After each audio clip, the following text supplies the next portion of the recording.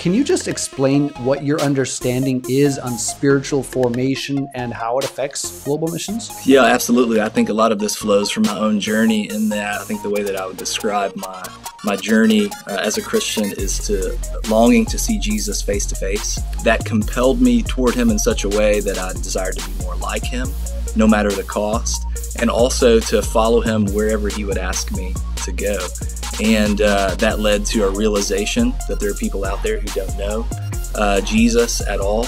And so that was my journey into global missions. And as I went in some ways that weren't necessarily very mature. And my life was really wrecked because I wasn't as focused on spiritual formation as I needed to be. And so I just, resolved that, I'm gonna grow in the ways that I need to grow, but also want to help others grow in this way also. Missions Pulse. Know God's heart, join his mission. This podcast is powered by Within Reach Global. Subscribe, watch, and listen on YouTube today. Visit missionspulse.com. Welcome back to Missions Pulse, where we encourage you to know God's heart, join his mission. Man, I sound like a broken record, don't I? I say that every single time I start this podcast. And you know why? Because we need reminding that when you join, when you fall in love with Jesus, when you grow closer to him in intimacy and passion, and the word of God becomes alive to you and you get to know him more, it is inevitable that you want to be a part of the things that matter to his heart, namely his kingdom and people. And that's what we're going to be talking about today as we want to encourage and challenge you. If you're encouraged by this podcast, I just want to invite you to like and subscribe, share it with a friend. There's your shameless plug for you. But I think that it's worth expanding this heart of God for the nations, because it's very rare that you see this in this day and age. I think missions globally is something that might be, I don't want to say dying, but it's definitely taking a hit as we experience so many different cultural things that are shifts that are happening in the world today. But that's what we're talking about today. We're talking about the intersection of spiritual formation and global missions. And I think I have the right guy on here to join me in this conversation. He's passionate about that very theme. And let me give you a quick introduction to Mr. Bradley Bell. I've been just following him on Twitter, and we've connected online, but this is the first time meeting face to face. He is a former missionary who serves as the lead pastor at Antioch Church in Louisville, Kentucky. He's also the senior editor at Upstream Collective and the author of The Sending Church Defined, as well as Receiving Sent Ones During Reentry. Super excited to have you on the show. Brad, great to see you, man. You too, David. Thanks so much for having me. Great to see you face to face finally. Yeah, here we are. Yeah, we've been going back and forth on Twitter. I'm kind of like a troll on Twitter in a nice way. I like just poke around and connect with people who feel like you're part of my tribe. And then, I'm a nice troll, but I do kind of stalk people a little bit. You are a nice troll, man. I like the way you put that. That's a redemptive use of Twitter. There you have it. I feel like I'm describing myself as a Narnian character, a nice troll. I maybe that's how I view myself. I don't know what it looks like on the outside, but no, I've been just following you and seeing your heart, and some of your writing has very much impacted my books and my thoughts on missions. So I just appreciate you and all that you stand for and live for. Yeah, thanks so much, man. Same to you. It's blessed me to follow you and see your heart for God's mission that's expressed in your books and your podcasts and your tweets and all those things. So looking forward to our conversation. And you should put nice troll in your bio. I think that would be... I could change that right now, huh? Author of Mind of Missionary and nice troll. Or should I do it the other way around? What comes first? Yeah, nice troll. The world needs more nice man. Man, I like these early digressions on the podcast. As soon as we get into it, we've already digressed to nice troll and yeah. Hashtag nice troll. I am really looking forward to hearing your thoughts, though, on a few different things, because you mentioned that you're so passionate about spiritual formation and maybe how it impacts the global missions venture and expectations and expectancy. You have the outer expectations, the internal expectations from the church that's sending you. You want to see fruit and accomplishment in the global missions venture.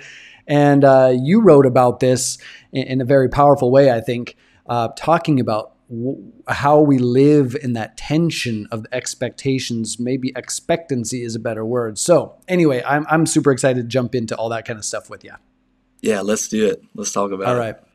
So let's just start off first on that question. My question to you is this. You have a passion for spiritual formation and global missions. Maybe can you just explain what your understanding is on spiritual formation and how it affects global missions?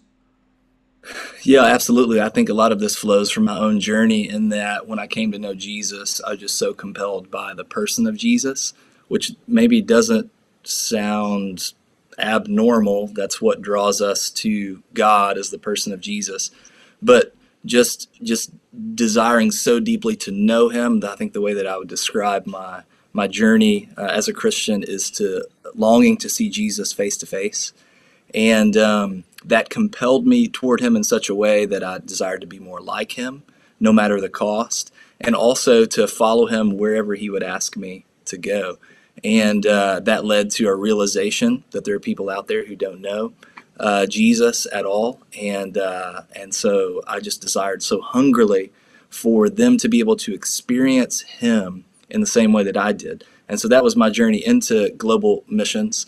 And as I went in some ways that weren't necessarily very mature, and my life was really wrecked because I wasn't as focused on spiritual formation as I needed to be. And so I just, resolved that, I'm gonna grow in the ways that I need to grow, but also want to help others grow in this way also. And then later becoming a missions pastor and journeying with a lot of missionaries, it just became very important to pour into them what it means to give value to spiritual formation.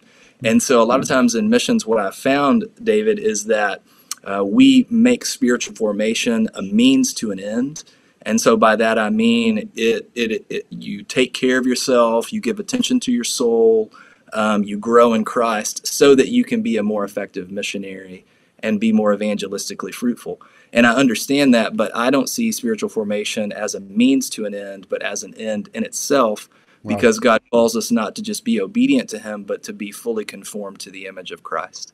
And I think those two things are intricately bound together in a way that can't be separated, so that if you want to know Christ and grow in him, you have to be obedient to go on his mission, and that's going to stretch you and change you and break you down. The death that you experience in that meat grinder is going to bring more of the life of Christ. But at the same time, as you do that, if you want to be fully alive as you do it, you need to continue to pour into your soul. You need to give attention to your spiritual health, how you're growing in the Word, how you're growing in prayer, yes, but like how God is redeeming your entire story. So I'll give the example to missionaries sometimes, and this often ends with tears. It's like I'll draw an iceberg, and I'll say, okay, here's the top of the iceberg, the little bit that's on the surface, and this is what we often give attention to as Christians and as missionaries. And it's basically know the right thing and do the right thing. And I think that's really important. Christ obviously attends to that and died for that. But then I'll tell people, like, what's underneath the surface is your story. It's your personality. It's of origin. It's all these different things that make you who you are. And we often don't give attention to that. We just pay attention to the surface. And the reality is Jesus died for the whole iceberg. And so I'll circle the whole iceberg. And a lot of people will just feel pretty emotional when they hear that, because it speaks to the love of Christ for them, who's seeking to redeem every single part of them as he makes all things new. And so I think that's God's invitation to us as we step into his mission. It's a hard thing to deal with, though, the tension between an altruistic kind of desire that you don't want to make spiritual formation or your Bible reading or your prayer life a means to an end. I mean, you're poking through scripture to look for an answer to some need that you see on the field. I'm thinking from the missionary perspective. Same thing could be said of the pastor or the layman or anyone who calls themselves a Christian.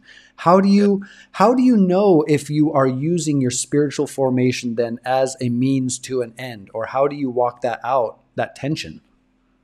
Yeah, I think it all pivots on the person of Jesus. Is it something that I want to get from Jesus, or is it him himself that I Mm. desire to know and have more of, that leads me to be eagerly waiting for a day that I will see him face to face and have all of him, to myself. One of the tangible examples I would give is when I was a missionary and we would do house church, we would read through books of the Bible, and primarily to apply it to our work. And we would pray together, which is good, but we would pray primarily applying those prayers to our work. And so what was lacking was often just this pursuit of Jesus himself, with him as the end of that pursuit, not as a means to an end. But you can go too far in that direction. I mean, I'm a pastor in America where people focus on that to the exclusion of ever being faithful on God's mission. So it is a tension. Yeah, it's a tension. I hear you describing it because I see both ends of the spectrum. Those who will attend over and over services or revival meetings, or maybe even hold up their shoes at a huge stadium event saying, "Yes, Jesus, I will go," but they never do. And I'm not talking even about going overseas. They never go to their next door neighbor. And so I think it's that orthodoxy, orthopraxy, as people like to call it, what you believe and who you are. It's also your identity informs your destiny.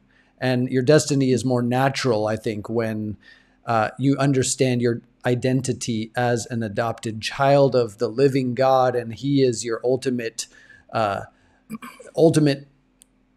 everything.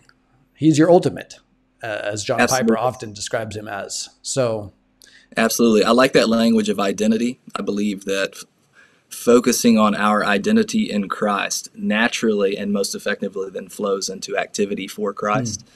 But we often get that backwards in the missions world. I feel like we're focusing so much on activity pragmatically that we miss the identity piece, and that's where spiritual formation is lacking.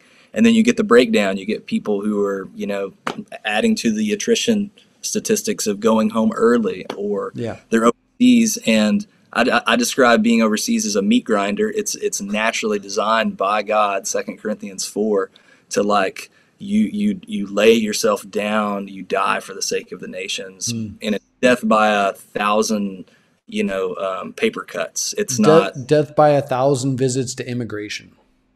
exactly. That's a perfect example. But we're often not prepared to take full advantage of the fruit that can come from that meat grinder, because spiritual formation is lacking. I'll give you an example. During COVID, so many missionaries came home. The many who we've sent out from our church, all of a sudden, most of them were back. And if our definition of missions is only what God does through you, then those people are effectively, or I would say, are being ineffective in God's mission. But if missions is also equally what God wants to do in you to conform you to the image of Christ, then even when you're back home during a pandemic and your future is uncertain about when you'll get back to the work overseas, God is still doing something in his mission that is eternally significant if you're willing to receive it, and that is to conform you more to the image of Christ, which is going to make you a more missionary. Absolutely. And when you talk about that, it instantly reminds me of a scripture that I think I often mention here on Missions Pulse. It's Isaiah 26:12. The Lord gave this to my wife and I at the beginning of this year, 2022. And it's all that we have accomplished, you have done for us. And the entire chapter keeps going back and forth. It vacillates between, Lord, we have done this for you, but actually you did it. All that we have accomplished, you have done for us. It's like the father who invites his son to build that fence for him together in the backyard, and they build this whole fence during the day. Well, the father gives his son a block of wood, a hammer, and a nail, and says, I want you to drive that nail into that piece of wood. And all day he spends bending a nail over a block of wood, and dad builds the fence. The entire day, dad actually builds the fence. And when mom comes home later that day, or looks out the window, the little boy says, Daddy and I built this fence. That's what we did. All that I have accomplished, you've actually done for it, Lord. If there's one thing that describes my missionary journey, it's that I just showed up at the right place at the right time, and God saw a moving vessel or a warm body and said, I can use that homeschool kid from Prescott, Arizona. He just happens to be here on Yao Mountain in Southwest China, and something unlocks, not because of me.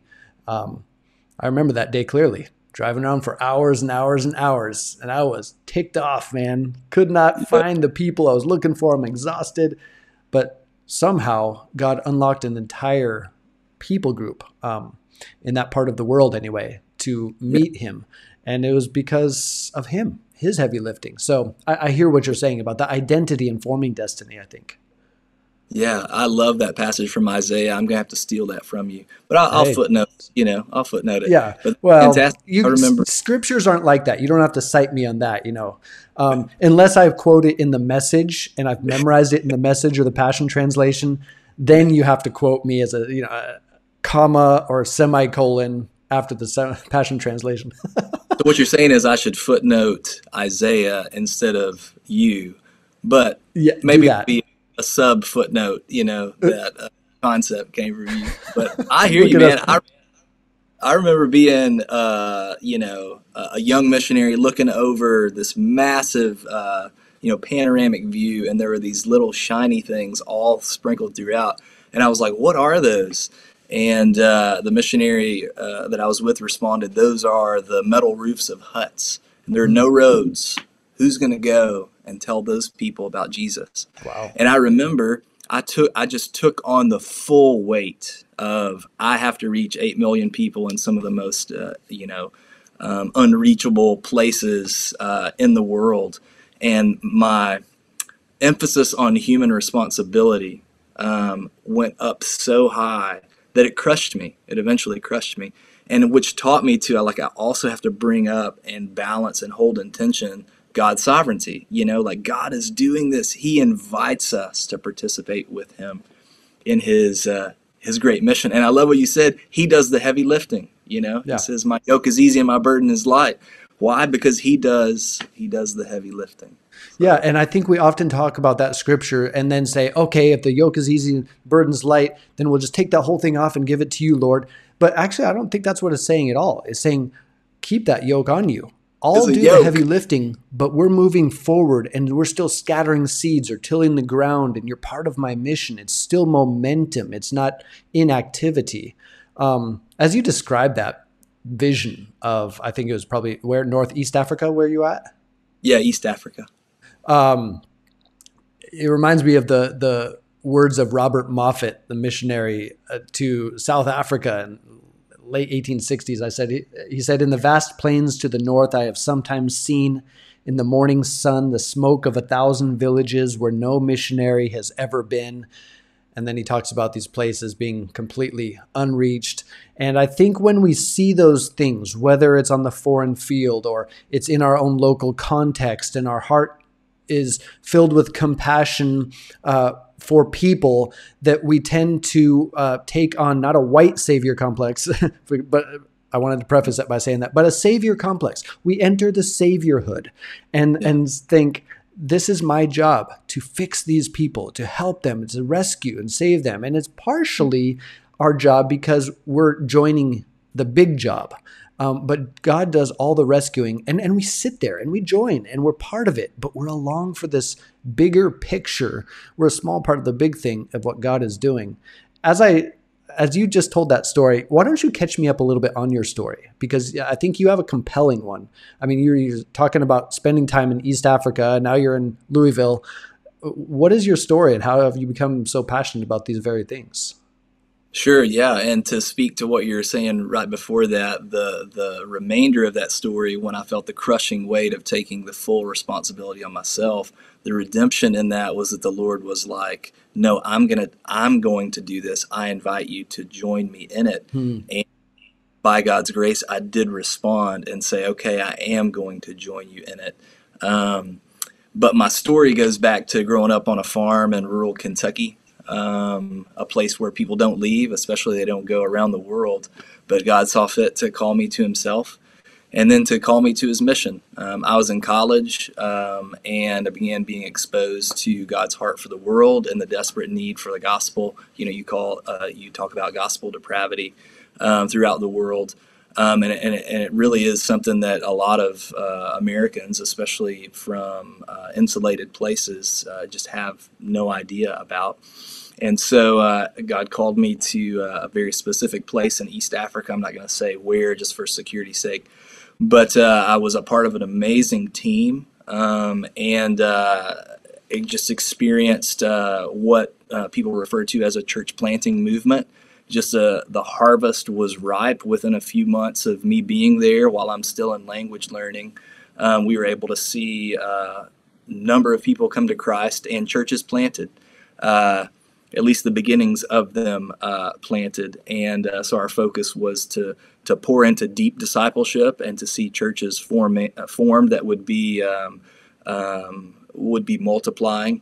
And so that was my formation, my exposure to the missions world. And my plan was to come back to the States to get married to my fiance, and then to return overseas, and we would be there as career missionaries.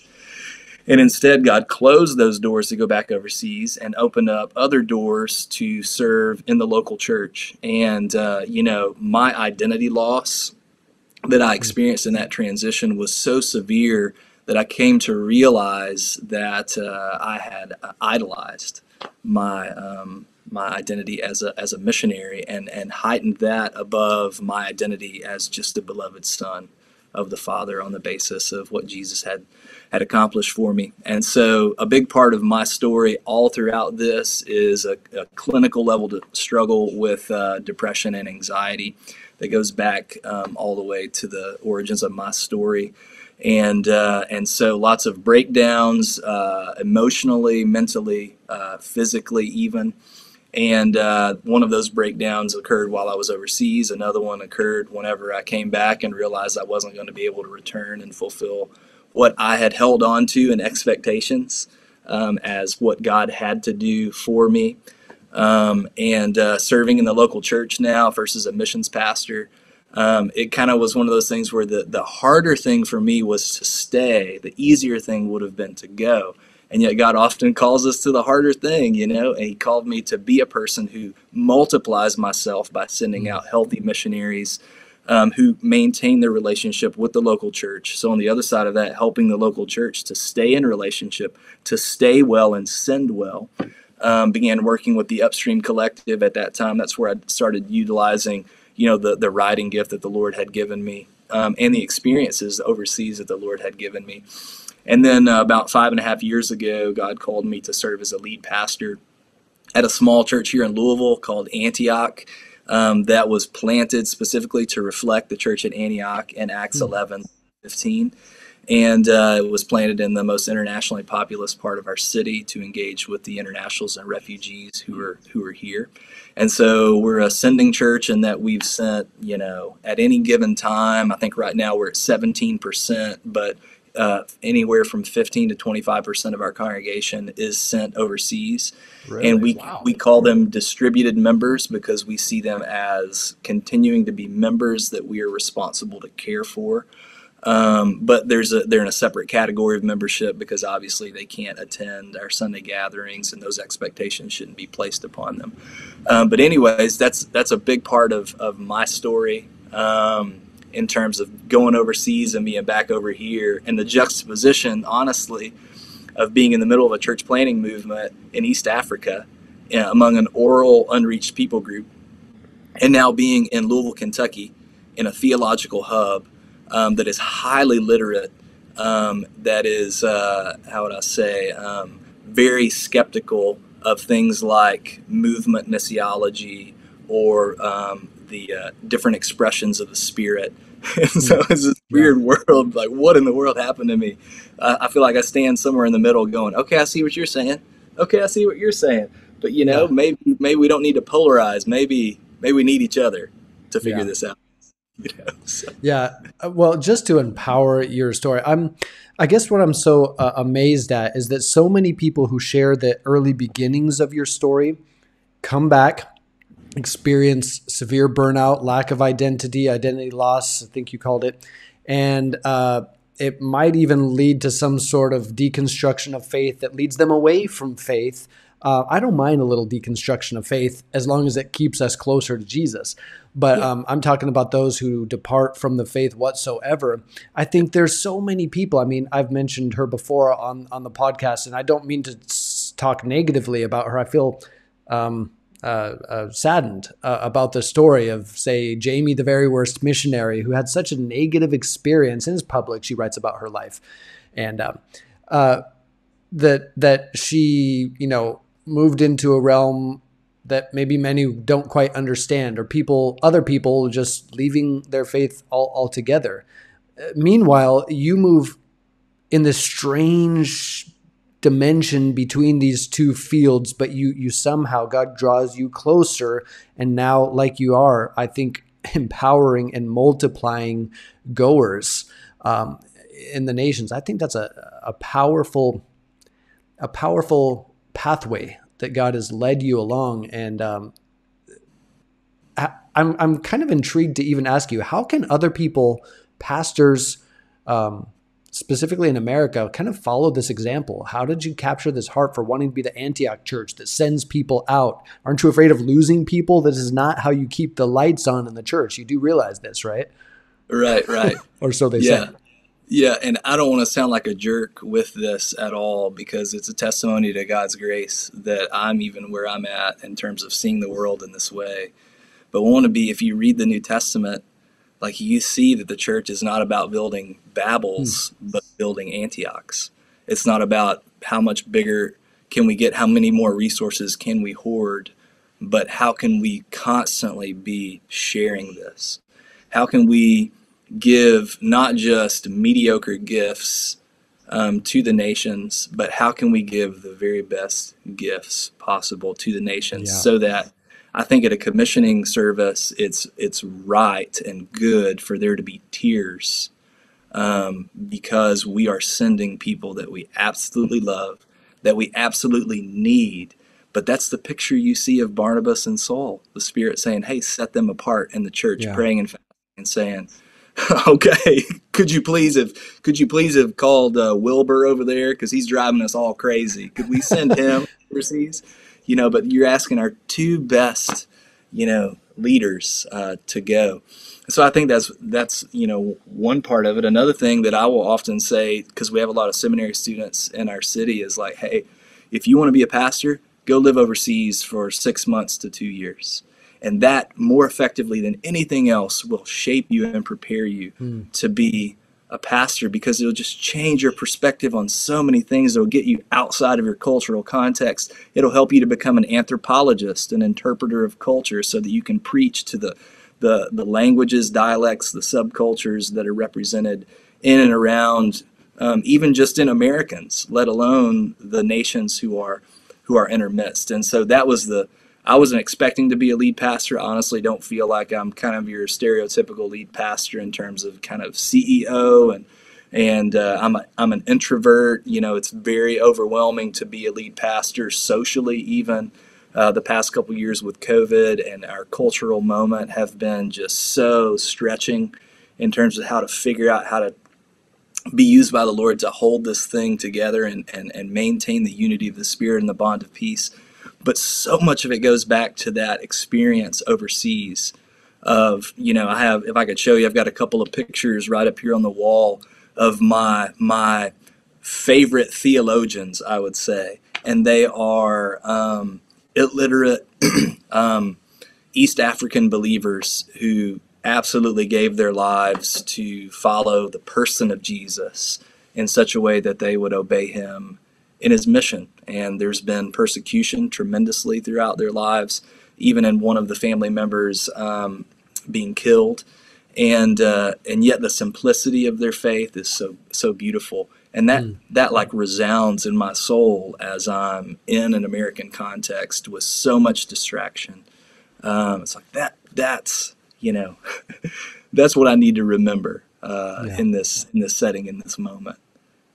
Yeah, that's an encouragement, I think, for people to realize this is possible. And This is how the kingdom of God is always advanced, with the remnant who are willing to give their very best. It's that old C.T. Studd call, the early 1870s, I think. There was a pastor named, or a missionary, one of the first China inland missionaries of Hudson Taylor, who was sitting in his small study area in Shanxi, China, as a medical doctor, and very difficult time in China, praying for men of influence and the great influencers of his day to leave their posts back home and go overseas. And he died 4 months later after that prayer. But at that very same day, C.T. Studd, the Cambridge Seven, all these guys heard this call from God, get in touch with Hudson Taylor.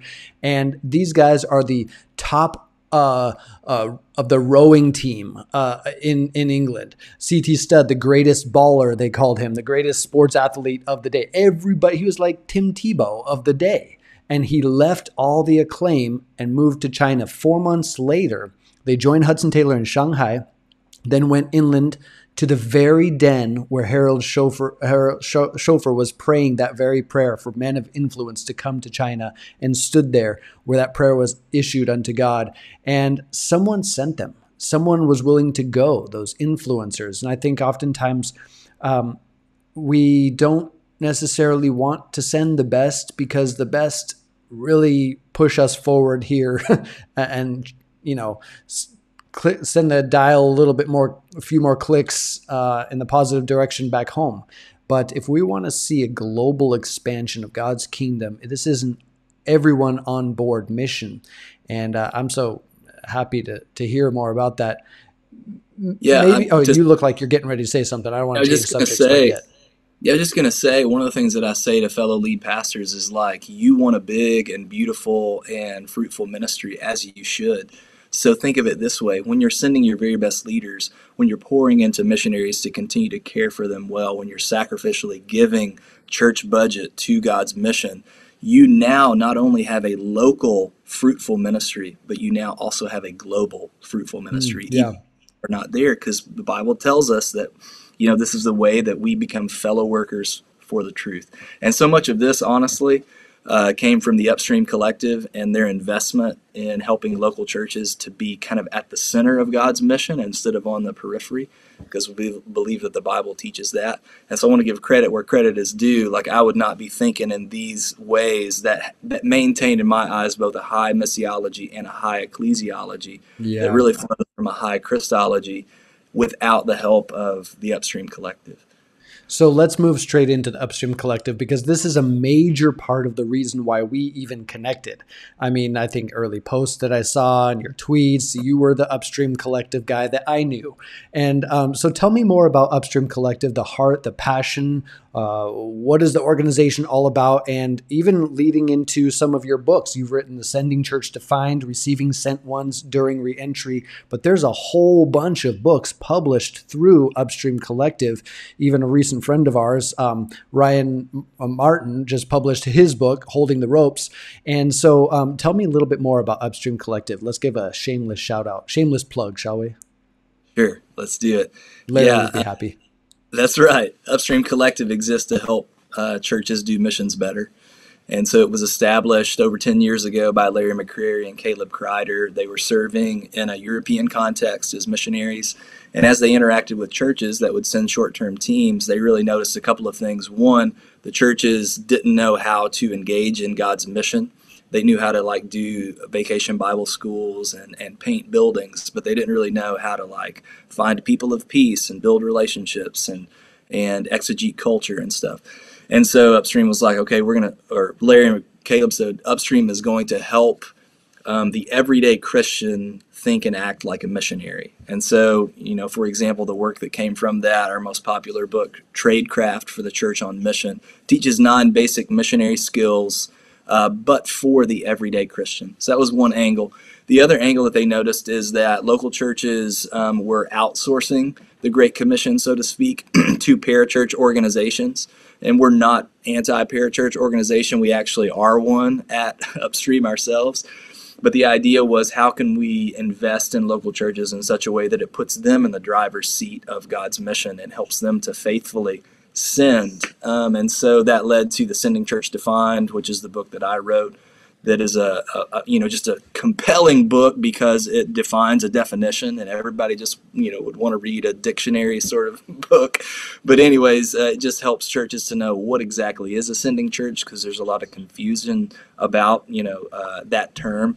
And then from that came something called the Sending Church Elements, which are 17 elements that we have recognized in healthy sending churches all over the world, that are not necessarily steps. They could be linear, but they're components that go into how to be a faithful sending church, from foundationally before anyone is sent out to after you've sent people out, and what that means to continue that journey going forward.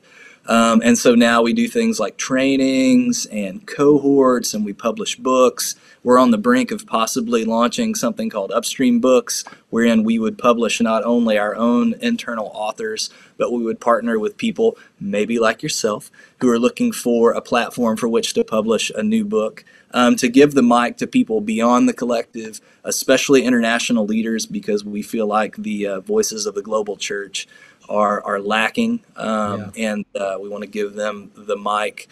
We're just in the process of publishing a book called Missionary Mama's Survival Guide, written by Tori Haverkamp, who is herself the mother of a missionary and has written robustly through her experience of what it means in the challenges and the blessings of being an effective parent of a missionary, which we think is a gap in missiological content out there. Yeah. And then the other cool thing is we recently launched something called Upstream Sending, led by Nathan Sloan. All these years we were like, we're not a sending organization. We don't send missionaries. We come alongside the church and help them do that in partnership with missions organizations. But finally it came to a place where it's like, no, we're going to launch a sending arm where we help churches, not just by coming alongside them, but building a lot of the platforms needed for them to be able to send people out while still being at the center of the sending, not outsourcing that. So that's an exciting new part of Upstream as well. That's cool. Yeah. Otherwise, churches are left kind of maybe scrounging around trying to figure out partnerships and international relationships, and who do we even give money to overseas? What organizations? I love though that what I've kind of seen. I've only known Upstream just through relationships like this. But Upstream Collective always kind of pointing people back to the local church. That has been something that I have so appreciated and loved, because I believe strongly that the local church is the bride of Christ. And maybe I'm even talking Big C church, local churches and the Big C church. Within Reach Global, I mean, we've planted number of churches, about 75 churches, but all of these things have been done through local indigenous leaders. In fact, the whole China side of Within Reach Global is completely indigenously led. I don't even live in the country anymore, where I was there for 15 years. But these are local leaders, local churches who've been raised up, who are reaching out far beyond the realms of whatever I could have ever touched in this country. Do I speak Mandarin? Sure.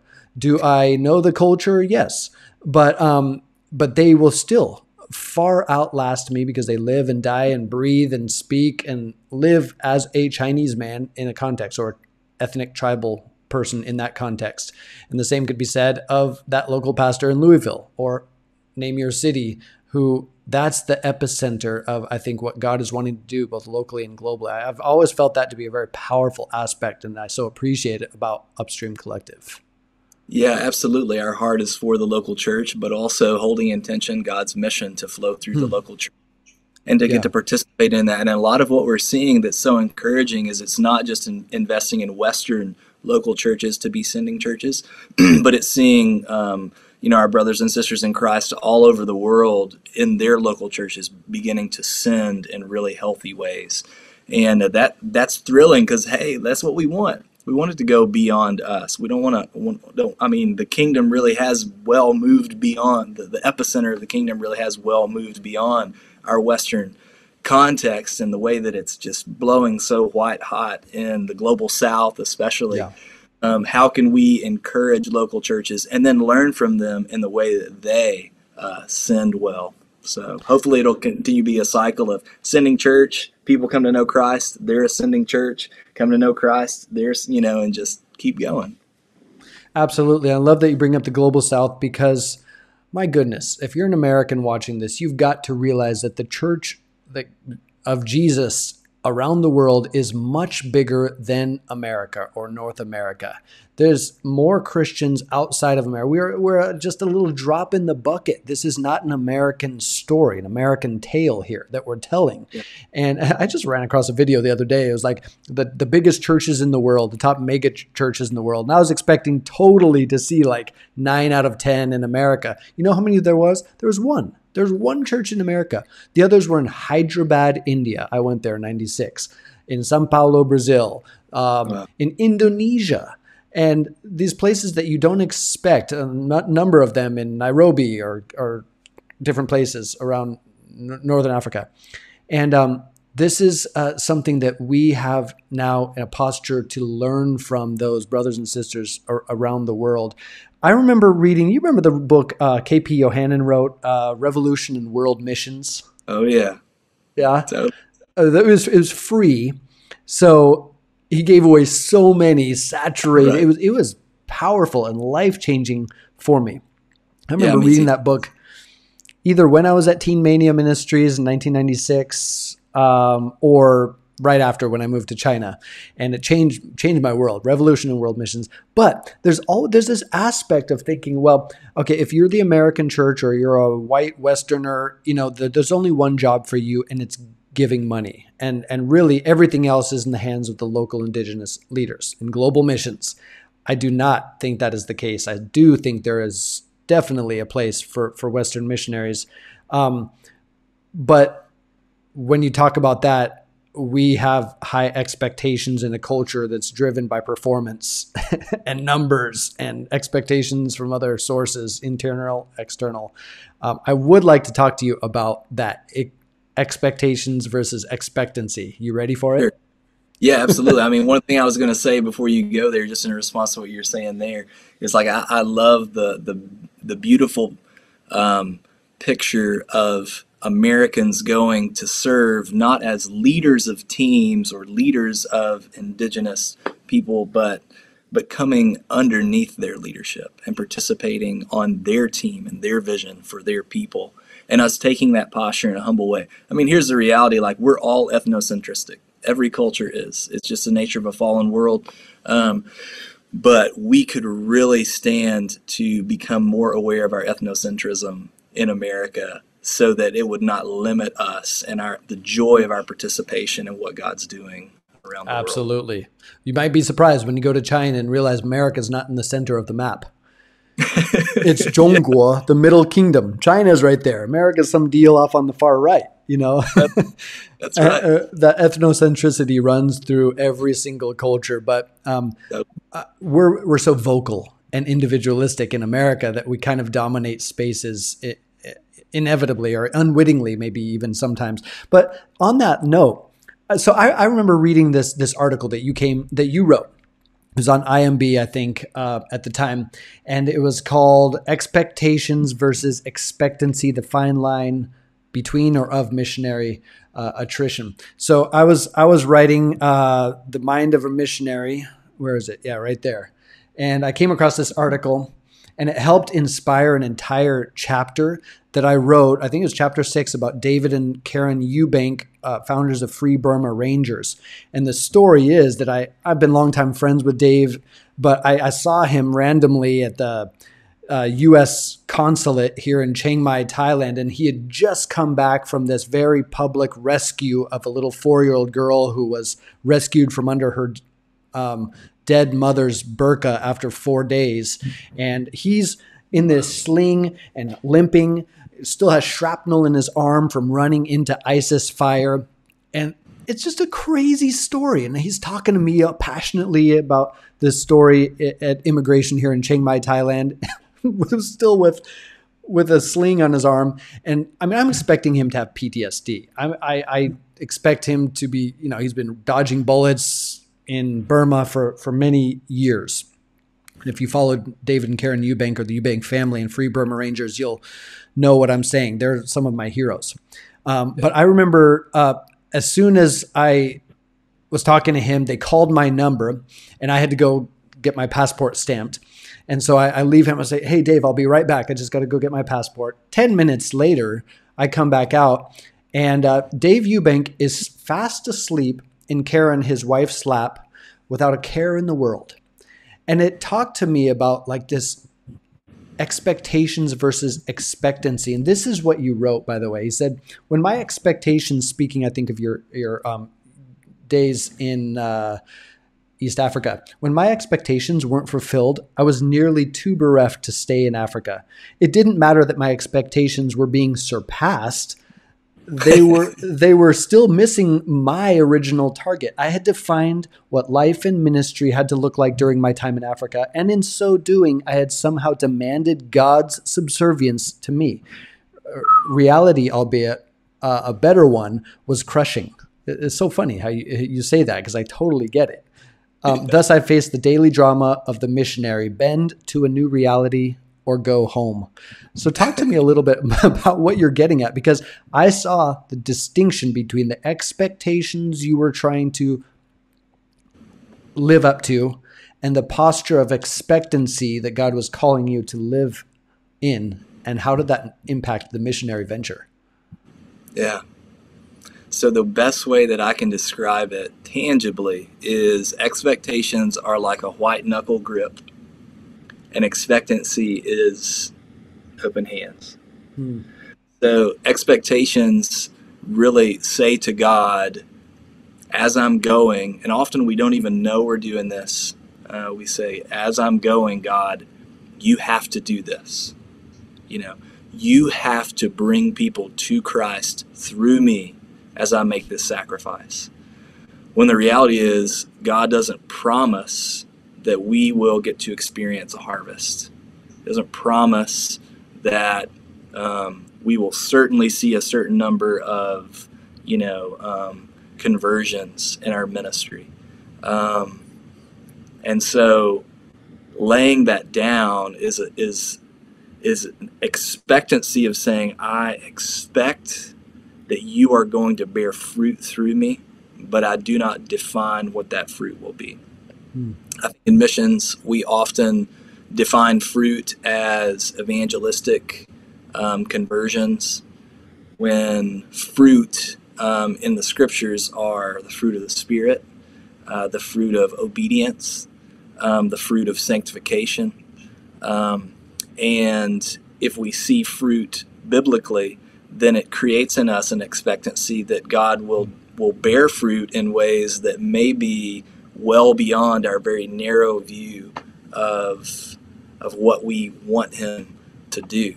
And so when I think about my time overseas, there were so many surprises and so many disappointments. The way that I'll often say it to people is like, there are things that I saw that I can't unsee. There's expressions of poverty.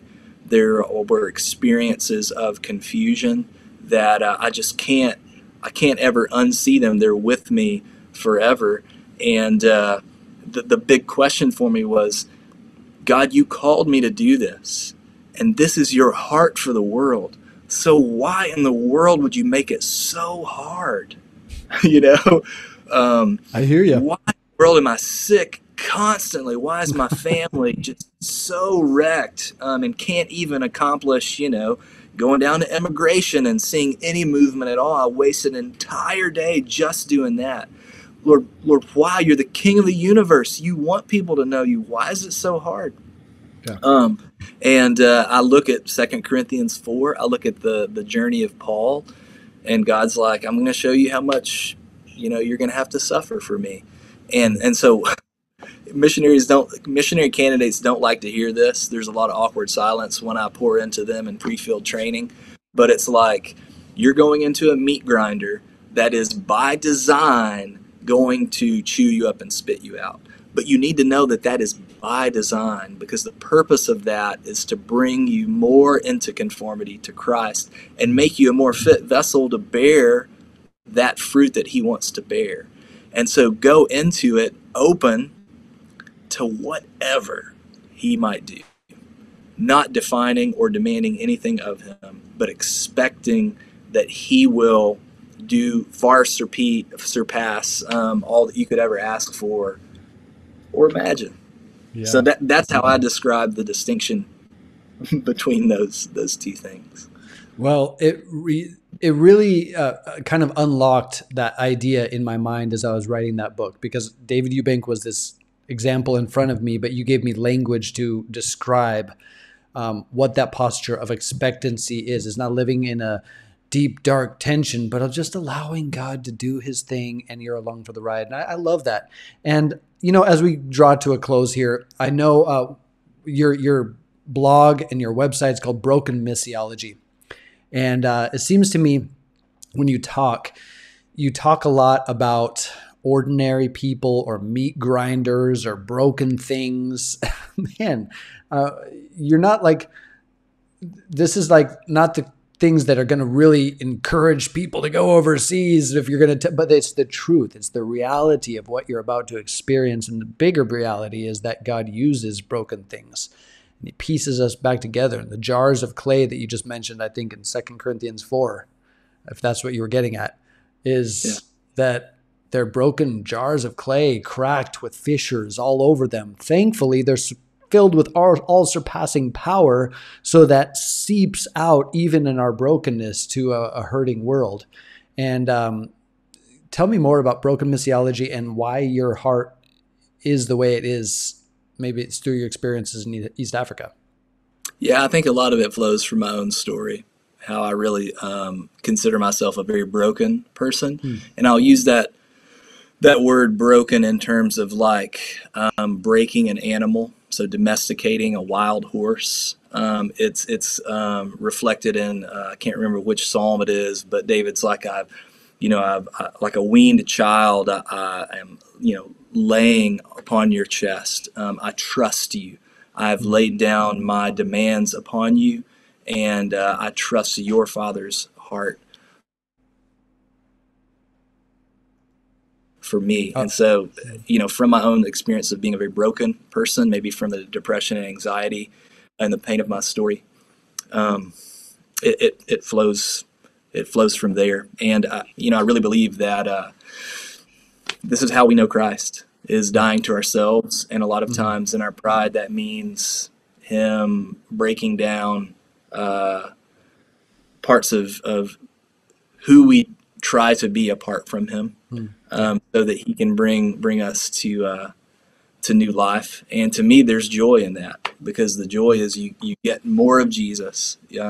When you're saying, come Lord Jesus, because of your own brokenness and because you're experiencing the brokenness of the world, like it's shaping you more effectively for that day that he will return and that we will see him face to face. And so I think there's an invitation there for people to come as they are, to the humiliation of my pride. I say this to people all the time, to the humiliation of my pride. The thing that I've seen the Lord use the most in my life and ministry is my brokenness. It's me being open and honest about my weaknesses, limitations. And it seems like there's something in the scriptures about that, right? It's Paul, right, who says, I ran across a few of those. Yeah. In 2 Corinthians, like I've learned to take delight. I rejoice in my weaknesses, sufferings, limitations, because when I am weak, then I am strong. His grace is sufficient for me. Yeah. Amen. You sound like a pastor, man. Preach it. Yeah, let's go. Come on. I wasn't sure if I was going to expect like sinners in the hands of an angry God message or what. Where are you going to go? But I felt a little bit more grace with that than Jonathan Edwards' title anyway. I think it was powerful at the time. But man, right. Bradley, I appreciate you taking the time. This has been awesome. I think it's going to be encouragement. I think your words are tinged with a certain grace that people can receive what you're saying when you talk about meat grinders and difficulty and broken things. And this is the reality. But in the end, Jesus is the supreme person that we desire to grow closer to, supersedes all else. Not a means to a certain end, not a means to our identity, but our very identity itself. And man, I think this is going to be encouraging for so many people. So thank you so much. I hope so. I hope so, David. And again, thank you for giving me the opportunity to share some of my story and a dialogue with you, man. Appreciate you. Yeah, we'll have to do it more. Yeah. Yes, sir. Yeah. All right. Well, as as Brad was talking, I just am compelled to encourage you one last time. God does use ordinary, broken things to do remarkable things. You look at Gideon's army, tens of thousands, and the small remnant of guys who lapped up the water like dogs and broke vessels on a mountain are the ones that God used to change the world. And you might not think you're anyone special, anything special. Maybe you're unsure even about your own identity, or if you're going overseas, or if you're going into ministry with altruistic motivations. But I think the reality is what Brad was just talking about. Jesus is the center of it all. He is not a means to a certain end, but he is the center of all. I pray that you would even grow closer to him through this conversation today, that you'd be inspired to draw near to his heart so that you can understand and begin to unlock what is important to his heart. And that's the journey, the mission that he has given to us to joyfully join, not with drudgery, but with joy. So I pray that you're blessed today, and thanks for watching Missions Pulse. May you be encouraged in this day. Blessings. Missions Pulse. Know God's heart, join his mission. This podcast is powered by Within Reach Global. Subscribe, watch, and listen on YouTube today. Visit missionspulse.com.